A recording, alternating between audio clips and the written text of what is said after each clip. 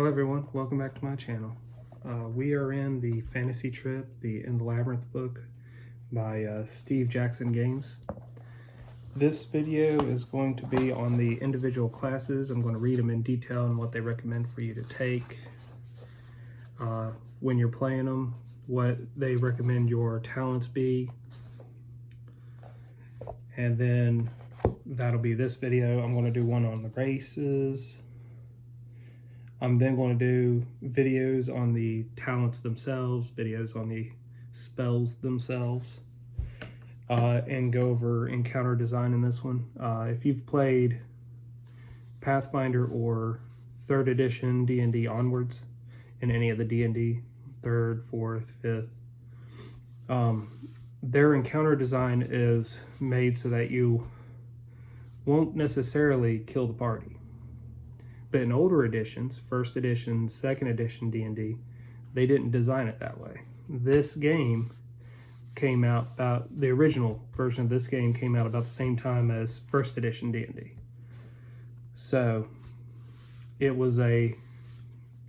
it's set up where if you're not paying attention, you don't have experience trying to create these encounters, or you just don't have a couple of rules you could go by, which I'll go over on that one, then you could kill a party pretty easily. That said, retreat is always an option. Okay, so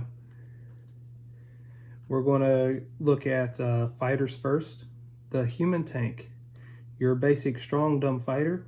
He has several weapon abilities, knows some unarmed combat, and almost certainly has toughness to help him survive hard blows.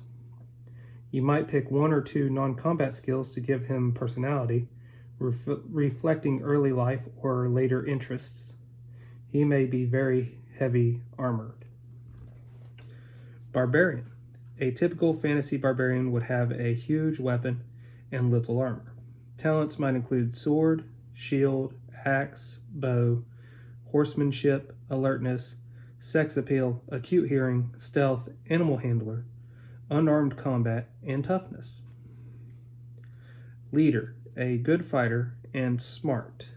In addition to weapon skills, useful talents include literacy, alertness, sex appeal, charisma, a couple of languages, they would be taken individually, diplomacy, tactics, detect lies, and strategist. Next is the mercenary, a traveling warrior.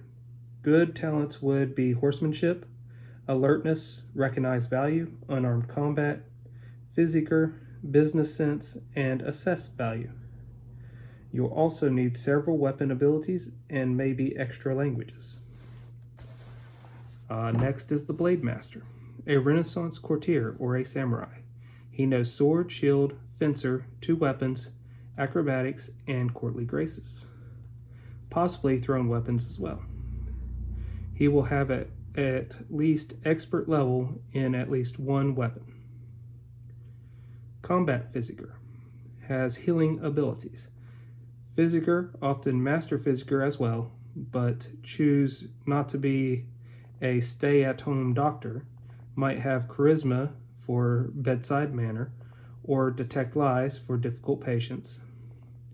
But the combat medic will have weapon and shield skills to be a good warrior as well. Other heroes. You got the Thief. It's the sneaky little guy with the high IQ and dex. He uses sword and knife when he has to, but his talents are in other directions: streetwise, alertness, locksmith, pickpocket, silent movement, stealth, detect traps, remove traps, assess value. He may spend 3 IQ to learn the lock-knock spell. It is useful in his business. Gadgeteer is the next one. Likes mechanical gadgets and will always be interested in new ones. Talents might include guns, crossbow, mechanican, detect traps, remove traps, and armorer. Priest is the next one. May be a very good person or a very bad one, depending on the creed. He might also be a wizard, or at least a hero who knows a couple of spells. Useful talents include literacy, priest, theologian, detect lies, and charisma. You may be peaceful and kind, never using weapons. You may carry a staff and use it only to disable those who attack you, or you may carry a sword and hack at everyone whose religious views disagree with yours. Have fun.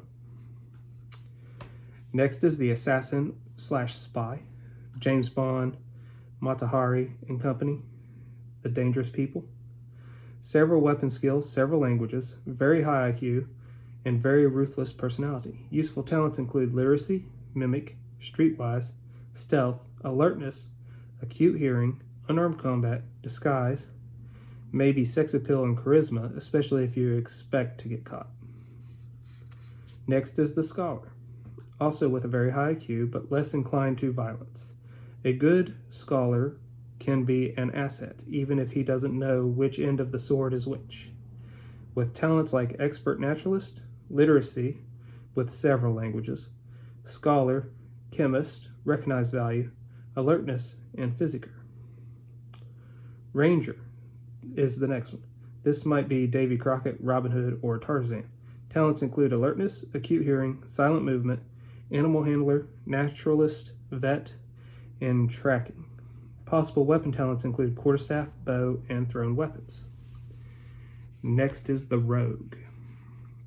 Lives by his wits, so give him a high IQ. Sword, streetwise, bard, charisma, sex appeal, and of course, recognized value will all come in handy. Next is the merchant.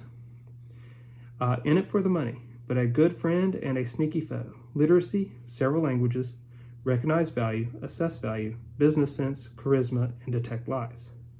The merchant may be unarmed or may conceal his weapons, but will probably have an efficient bodyguard. Next, we're diving into the wizards. There are 6 wizards. Well, the first one defines a wizard. There are 5 different types of wizards listed, and only 2 or 3 that you roll if you're rolling random characters. So, wizards, those characters who have chosen the ways of magic rather than more worldly pursuits, may follow professions parallel to any of the above, using spells rather than other abilities. There can be wizardly merchants, thieves, soldiers, spies, and anything else. Spells will be listed on page 18 through 34. Some example wizards. There's the martial wizard. He may be a soldier, a mercenary, an adventurer, or a bodyguard.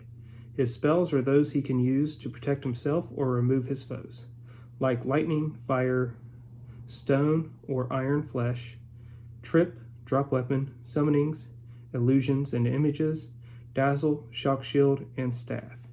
He might know unarmed combat, or just depend on his spells. Strength and dex are much more important than IQ, at least while he is inexperienced.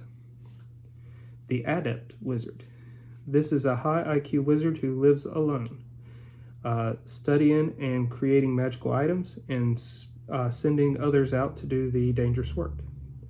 A true adept will know the various spells for creating magical items: summon demon, pentagram, detect magic, analyze magic, and many more.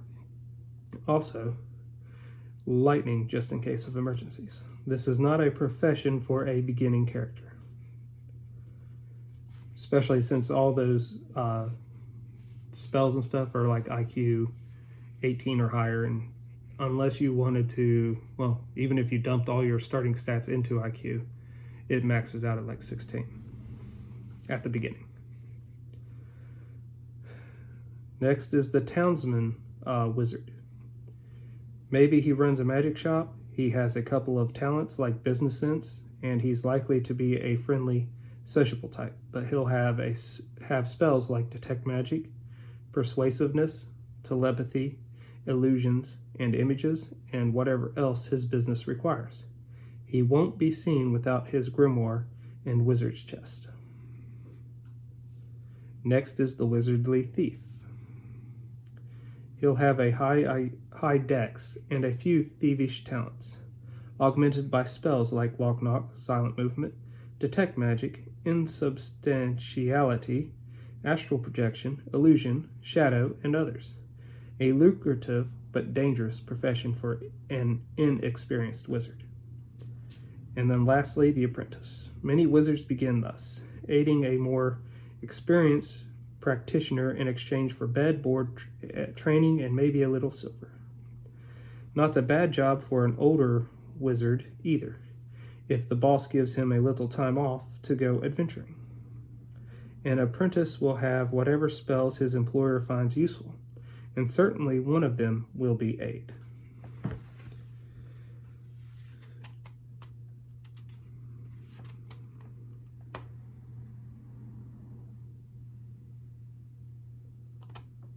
And that is the different classes that you could play. Really, there's two classes, how the game's set up. You have your wizard class and your non-wizard class, your heroes. Your heroes have a hard time learning magic, and your wizards learn magic easily. But your wizards have a hard time learning regular talents, and your heroes learn regular talents easily. Well, that's it for this video.